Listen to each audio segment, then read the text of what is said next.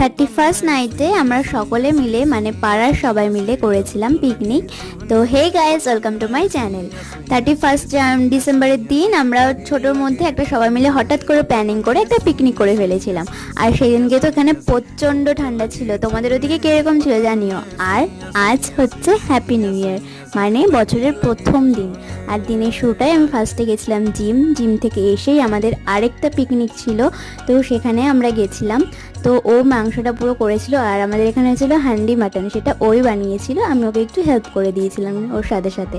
আর এখানে আমরা যাদের বাড়িতে এসেছিলাম ওরা সকলে খুব ভালো, খুব মানে মনেই হচ্ছিল না যে ওদের সাথে আমার প্রথম আলাপ বা কিছু, একদম নিজের মতো আমার মনে হয়েছিল, ফিল হয়েছিল, ওরা আমাকে আরও স্পেশাল ফিল করাচ্ছিল।